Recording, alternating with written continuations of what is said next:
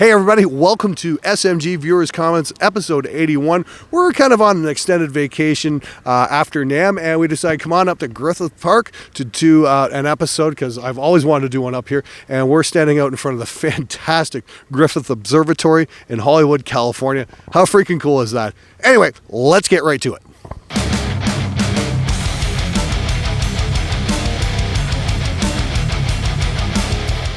Kroger Grocery Store Corporation bought Guitar Center. Now, I'll be honest here, that's the first I've heard of it, and if that's actually true, what the fuck? That's all I've got to say there.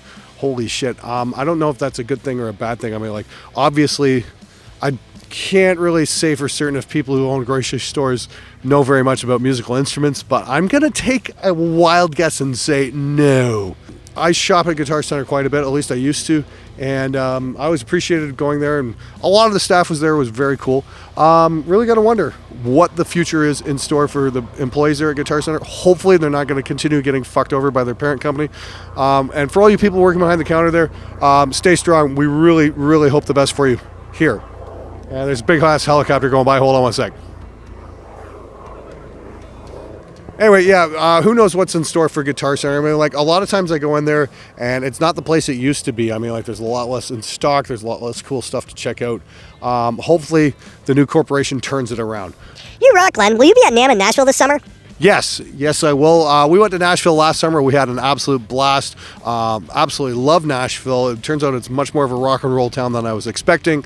And the people were cool. The food was great. Summer NAMM's atmosphere is certainly a lot more laid back than winter NAMM, that's for sure. Yeah, so you can bet we'll be back. Hope to see you there, man. Glenn, my precious Line 6 Spider 3 was stolen out of my car after band practice last night. What should I do? Invite your buddies over, have a party in honor of the man who stole your Line 6 Spider 3, and whatever you do, don't buy a Spider Mark 5. Go buy a real amp. Hey Glenn, I know you don't like to mix while using headphones, but what is your opinion about the SRH from Shure? Well, I can't say I've really used that set of headphones before. However, I will say this. I was at NAMM. I got to check out some new tech from Waves, and it's a 3D positional sensor you put on top of your headphones, and it actually simulates a 3D space in a perfect acoustic environment. They gave me a box of this to check out. It's the X something or other. I'll put a link to it down in the description below, and I'll put up a little icon here or wherever, hopefully in front of the Hollywood sign. No, we won't do that. But yeah, seriously, from what I saw on the show floor, it looked really badass, and I can't wait to try it out. SMG drum sample pack, please do it. Would help those who don't have access to real drums and are bored and frustrated with the available options. Dude, message received loud and clear. When we know something, we will tell you something, but we are looking into it. Stay tuned. Glenn, have you heard about these new Lulu mics? They're supposed to be automatically matched, as well as many different polar patterns, as well as 3 different low cut, as well as different dB pads. Well, funny I mention it. Lulu people were nice enough to give me this mic. This is the Lulu interviewer mic. I use this on the show floor at NAMM. I'm also using it right here. Truth be told, though, I am going to be getting my hands on a set of Lulu drum mics, and I absolutely can't wait to put them through their paces. Warren Hewitt, my friend over at Produce Like a Pro, swears by them, and we've been messing with them at Warren's place a bit today, and they're just absolutely fantastic. Somebody's flying a drone up there. Yeah, and they're not supposed to be. Exactly. Anyway, yeah, the Lulu mics are really killer. Can't wait to get my hands on them. We're going to be looking at a bunch of different Lulu stuff, first off with the drum set, and then we're going to be looking at some of the vocal mics, the large diaphragm condensers and whatnot. So yeah, stay tuned for that. It's going to be really cool. Hey Glenn, what mic stands do you use? What do you use to stop them from getting soft and or drooping? Trade them in for a newer, hotter, younger model. Seriously though, I use the Apex mic stands. They're the Long & McQuaid brand. Honestly, they're not that good. I've got an Atlas stand I really like, but for the most part, yeah, my mic stands are kind of falling apart. I did talk to a few different mic stand manufacturers at NAMM. Hopefully, I'll be getting some new hardware in for that, and I can show some of that off because there is some really cool mic stand tech out there. Hopefully, I can bring that to you as soon as possible. Glenn, look for you at NAMM, but couldn't find you. Someone said you were sick and taking it easy back at your hotel. Hope to see you next year. Take care.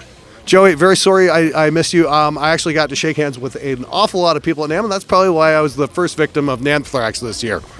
Hotel, yeah, would have been nice. I was staying at the Rev place with like 20 other dudes. It was pretty brutal, but definitely worth it in the long run. Truth be told, I was out on the floor quite a bit, but I was also in a lot of meetings with a lot of different manufacturers. Nothing I can tell you about yet. Let's just say we've got some really cool stuff coming into the studio this year and some new tech coming in. It's going to be awesome. Stay tuned. What are ghost notes?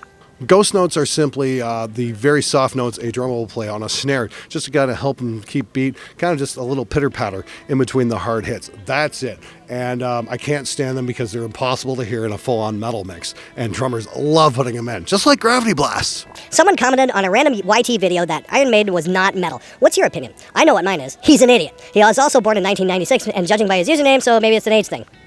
Yeah, if he's saying Iron Maiden's not metal, yeah, it's a very good chance he's an idiot and a moron. And slightly, mentally deficient as well. Gotta be politically correct, can't say Oh, Iron Maiden's not metal. Yeah, and he probably thought the prequel Star Wars movies were good, too.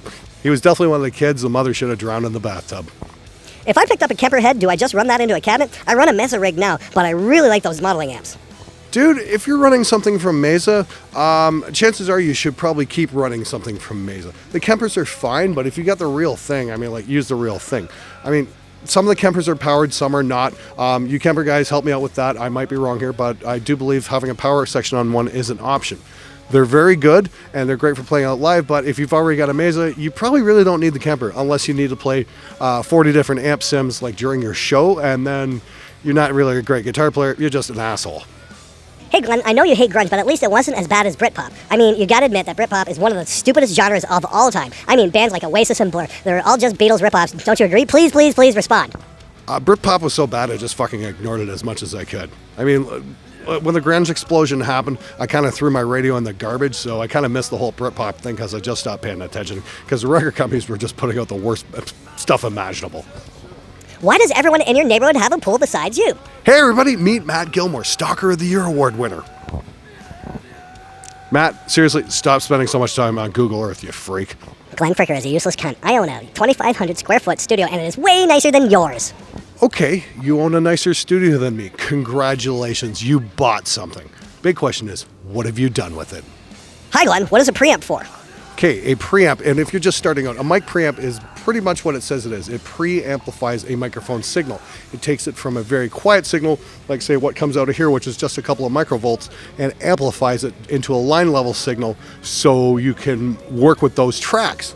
The quality of the preamp really varies, and it's pretty much one of the most critical pieces next to the microphone in the recording chain.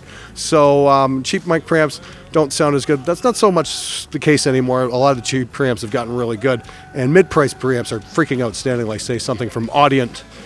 They're just absolutely amazing. Of course, the super high-end preamps will cost you thousands and thousands of dollars. I've got a few of those as well, and they're freaking amazing. Save your pennies, you're gonna like them. As you can see, darkness is falling upon Los Angeles, so I got to wrap it up here. We got to get back to Warren's studio. We're working with the band Near right now.